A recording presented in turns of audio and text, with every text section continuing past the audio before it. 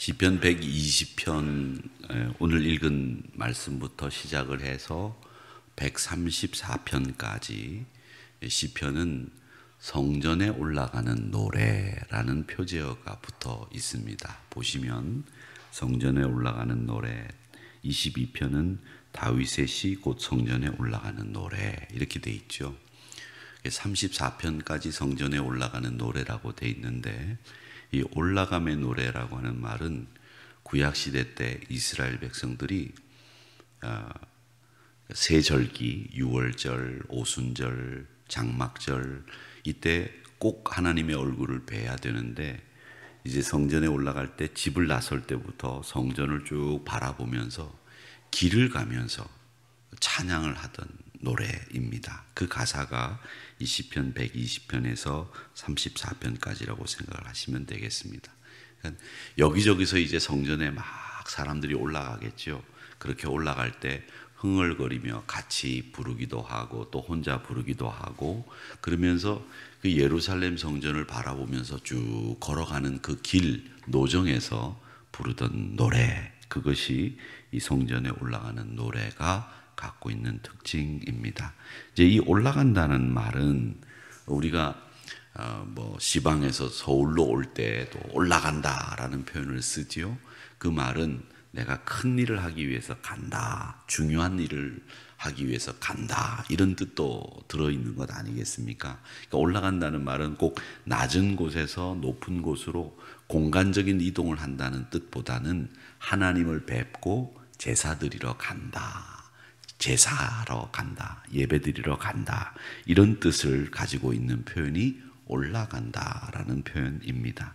그 다음에 5절에 보면 메섹과 게달이라고 하는 사람들이 이름이 나옵니다.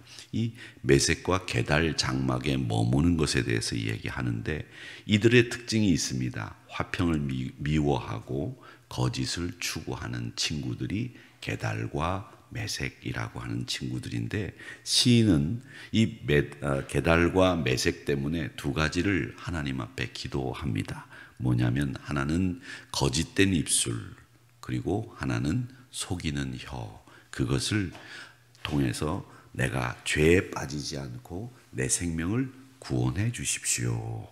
거짓된 입술과 속이는 혀로부터 내 생명을 건져 주십시오 라고 하는 기도를 하고 있습니다. 자, 그러면 이 성전에 올라가면서 하나님, 게달과 메섹의 거짓된 입술과 속이는 혀로부터 저를 구원해 주세요 라는 기도는 우리가 드려야 될 기도다라는 것을 알 수 있습니다. 하나님 앞에 예배드리러 오는 시간에 늘 세상에 많은 속이는 입술, 거짓된 혀, 이런 것들이 있는 가운데서 살았던 저희들이 이제는 거룩한 하나님 앞에 서기 위해서 하나님 예배하러 갑니다. 이때 부르는 노래가 바로 이 성전에 올라가는 노래다라는 것을 알 수 있고요. 또 하나는 오늘 이 말씀을 보면 이 하나님 앞에 간절하게 탄원하며 하나님 앞에 기도하고 있지 않습니까? 우리 신자들은 원수들과 싸울 때 다른 방법으로 싸워서 안 된다고 제가 말씀을 드렸죠. 우리 신자들은 내 능력, 내 경험, 내 지식으로 마귀와 싸우려고 하지 마십시오. 제가 지난 주일날도 말씀을 드렸습니다. 그것은 열이면 열 다 실패합니다. 그러니까 우리는 마귀와 싸울 때에는 하나님의 방법으로 싸워야 됩니다. 그 하나님의 방법이 영적인 방법이고 그 하나님의 방법이 말씀과 기도입니다. 그러니까 여러분들이 내가 가지고 있는 능력과 지혜, 경험, 연륜으로 싸우려고 하지 마시고 항상 하나님의 방법으로 싸운다. 그게 마귀와의 싸움에서 내가 승리하는 방법이다 아시고, 그 마귀와 싸우는 방법의 하나님의 방법은 곧 영적인 방법, 곧 말씀과 기도, 이렇게 연결해서 여러분들이 생각을 하시고 늘 하나님의 인도하심을 받는 여러분들이 되시기를 주님의 이름으로 축복합니다. 우리 신자들은 또 환난 가운데 다른 게 필요한 것이 아니라 하나님의 도움만이 필요합니다. 하나님은 그리스도 안에서 우리를 도우시는 구원이시고 도움이십니다. 환난 가운데 있는 우리 백성들을 보호해 주시고 성곽이 되어 주시고 요새가 되어 주시고 반석이 되어 주십니다. 우리 가지고 있는 힘 가지고 세상에 있는 힘을 가지고서는 불신 세력을 이길 수가 없어요. 그렇기 때문에 오직 하나님의 전능하신 능력, 그것이 나에게 도움이 됩니다. 이렇게 이야기하는 이 시인을 꼭 기억하시기를 바랍니다. 여러분, 하나님의 능력이 여러분에게 도움이 되는 겁니다. 내가 가지고 있는 그 어떤 것도 도움이 되지 않는다. 이 시인의 고백처럼 여러분도 하나님의 능력을 도움 삼으시기를, 여러분들이 되시기를 주님의 이름으로 축복합니다. 그 게달이 누구냐 하면, 이 게달은요, 하갈이 이집트에서 얻은 그 아브라함의 여종이 하갈이 아닙니까? 그 하갈이 낳은 아들이 이스마엘입니다. 이스마엘인데 그 이스마엘의 후손이 바로 게달입니다. 여러분들이 기억하시면 되겠습니다. 창세기 25장 13절의 말씀에 보면 이렇게 되어 있습니다. 족보가 나오는데 이스마엘의 장자는 느바요시요, 그 다음은 게달이라, 이렇게 되어 있거든요. 그러니까 이 창세기 25장에 나오는 이스마엘의 족보에 보면 느바요 다음에 게달을 둘째 아들로 이스마엘이 낳았다, 이렇게 되어 있습니다. 그래서 이 게달은 이스마엘의 아들이다, 이렇게 보시면 되겠고, 메색은 그럼 누구냐 하면, 이 메색은 두발이라고 하는 사람과 함께 거론된 인물인데 하나님을 대적하는 원수 군대의 우두머리, 이렇게 표현이 되어 있는 사람이 메색이라고 하는 사람입니다. 에스겔서에 보면 이 메색이라는 이름이 나오거든요. 이렇게 되어 있습니다. 로스와 메색과 두발 왕 고가, 내가 너를 대적하여, 이렇게 되어 있습니다. 그럴 때 이 메색이라고 하는 친구가 등장을 하는데, 이 친구도 하나님을 대적했던 마하나임은 하나님의 군대 아닙니까? 근데 그 원수의 군대의 우두머리가 바로 메색이었다, 이렇게 기억을 하시면 되겠고, 하나님을 대적했던 친구들이다 하는 것이 오늘 이 말씀에 나오는 내용입니다. 자, 우리가 이 말씀을 보면서 교훈을 좀 몇 가지 얻으려고 하는데, 하나는 1절 말씀을 한번 보십시오. 내게 응답하셨도다 라고 하는 말씀이 있는데, 이 말씀은 불완료 시제라고 하는 말이 있어요. 그 히브리어에는 우리나라에 없는 문법이 하나 있는데, 그게 아직 완료가 되지 않은 시제라고 하는 것이 있는데, 그 시제를 보면 그 시제가 어느 때 쓰이느냐 하면 이미 완료가 돼서, 이미 응답되어서 지금까지 계속 응답하고 있고 아직 불완료, 아직 완료가 되지 않았어요. 그러니까 이게 무슨 말이냐면, 하나님이 벌써 응답하셨는데 앞으로도 계속 응답하실 것이다 라는 그런 뜻으로 이 시제를 씁니다. 특이하게 히브리 사람들은. 응답하셨도다 라는 말은 예전에 응답하신 것으로 끝난 것이 돼 있지만, 사실은 히브리 말 원어에는 앞으로도 완료가 되지 않아서 계속 응답된다 라는 뜻이지요. 그러니까 이 말은, 내게 응답하셨도다 라는 말은 이미 하나님이 응답하신 거죠. 그리고 앞으로도 응답하실 거죠. 이런 시인의 확신을 담고 있는 말이 응답하셨도다 라는 말입니다. 그러니까 이 시인은, 우리가 이 말씀에서 볼 수 있는 것은 하나님이 분명히 내 기도에 응답하신다, 이 확신을 가지고 있다는 거죠. 그러니까 여러분들도 하나님이 여러분의 기도에 확실히 응답하신다고 하는 확신을 가지시기를 바랍니다. 여러분 기도에 응답하시는 하나님이십니다. 그 확신을 가지고 기도를 드리고 있다는 겁니다. 여러분의 심령이 그리스도 안에서 하나님과 교통하게 되면 그 마음은 의와 평강과 희락을 누리게 돼 있습니다. 그게 말씀이에요. 로마서 14장 17절의 말씀에 보면 또 뭐라고 얘기했습니까? 어떤 공격도 우리는 승리하는데 하나님 나라는 먹는 게 아니고 마시는 게 아니고 성령 안에서 누리는 의와 평강과 희락이 하나님 나라의 모습이다, 이렇게 얘기했습니다. 여러분, 하나님 나라는 먹는 게 아닙니다. 마시는 게 아닙니다. 그리스도 안에서 우리가 누리는 희락이요 평강이요 그리고 의, 이것이 하나님 나라에서 우리가 누리게 되는 복이다 라고 하는 것을 여러분 기억하시기를 바랍니다. 희락이라고 하면 뭡니까? 기쁨이지 않습니까? 기쁨을 누리며 즐거워하는 것, 희락이에요.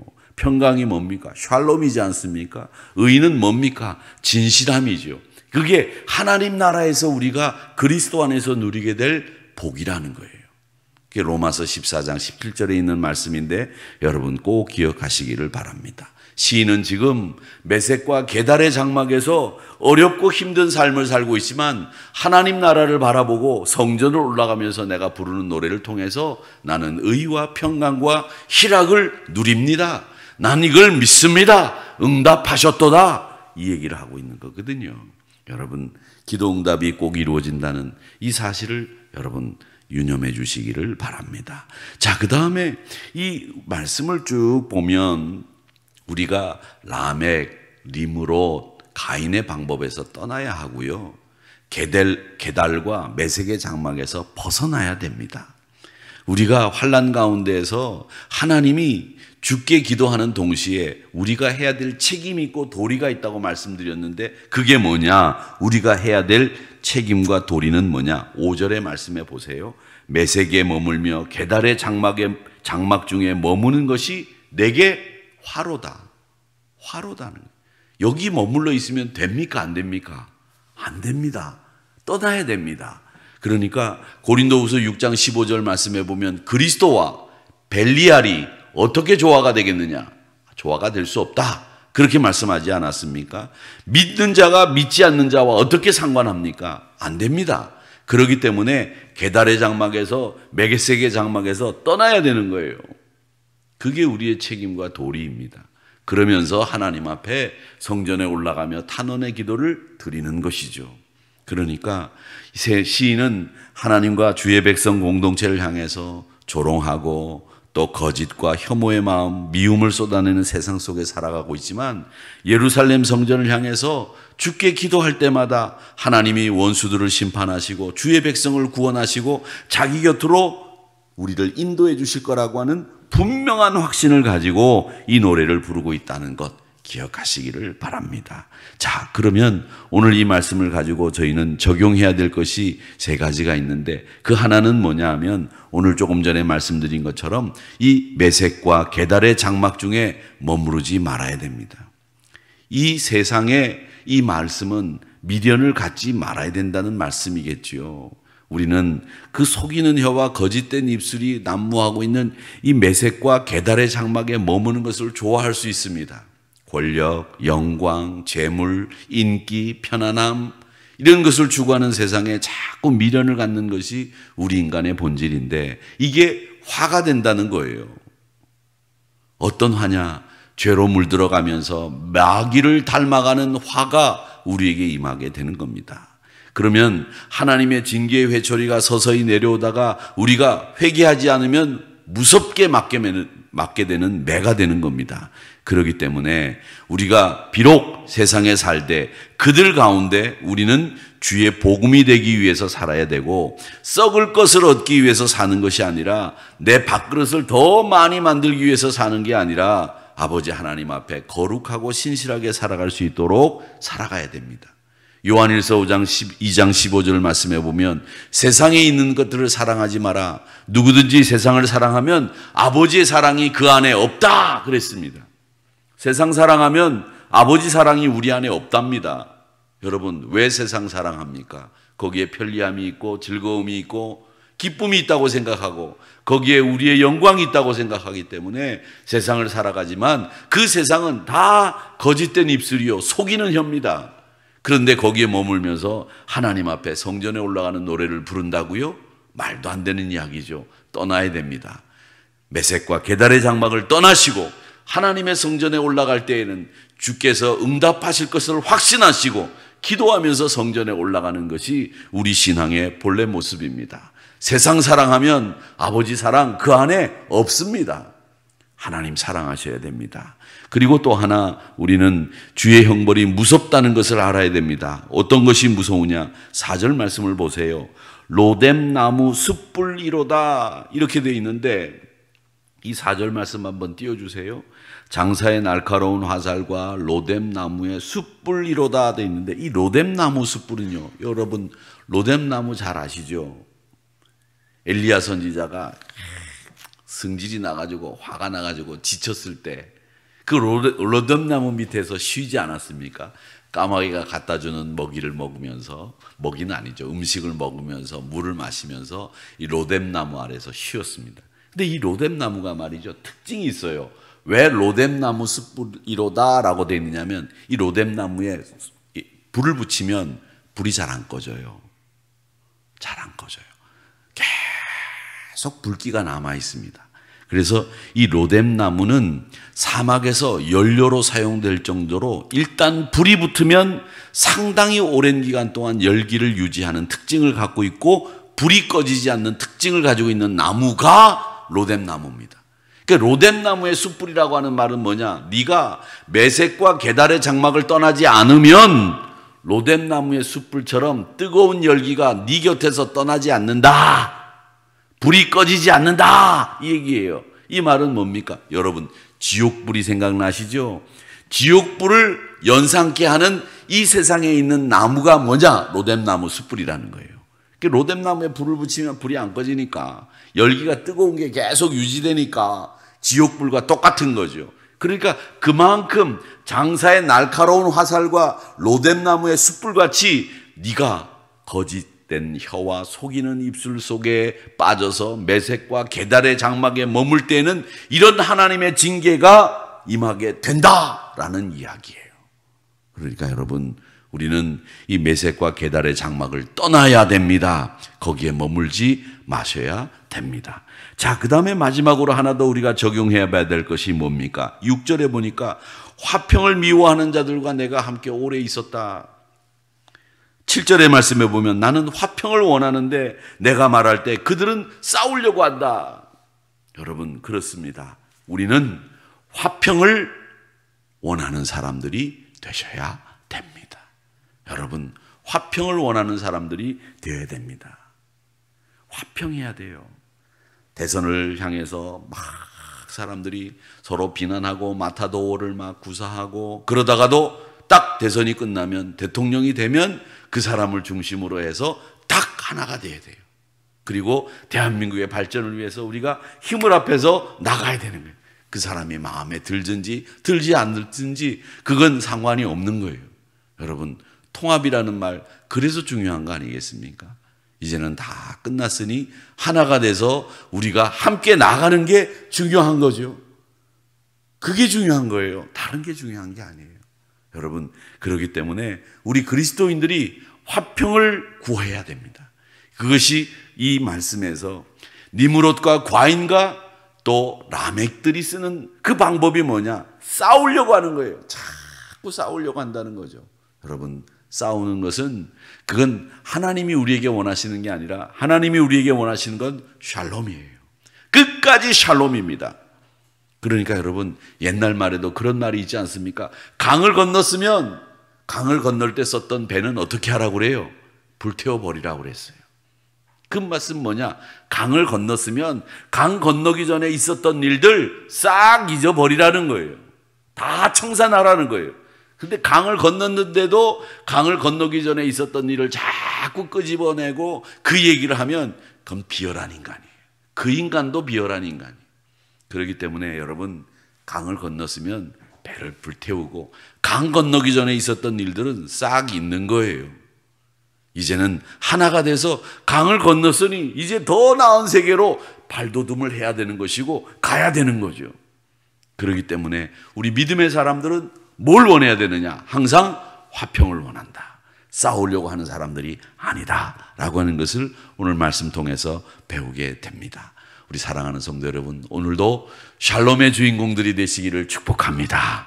그리고 여러분들이 살아가는 땅에서 거짓된 입술과 속이는 혀에 머물지 마시고, 메색과 게달의 장막에 머물지 마시고, 로뎀나무의 숯불이 얼마나 무서운지를 우리는 잘 알기 때문에 성전에 올라가며 화평을 구하는, 하나님을 제사하는 노래를 부르는 여러분들의 삶이 되기를 주님의 이름으로 축복합니다.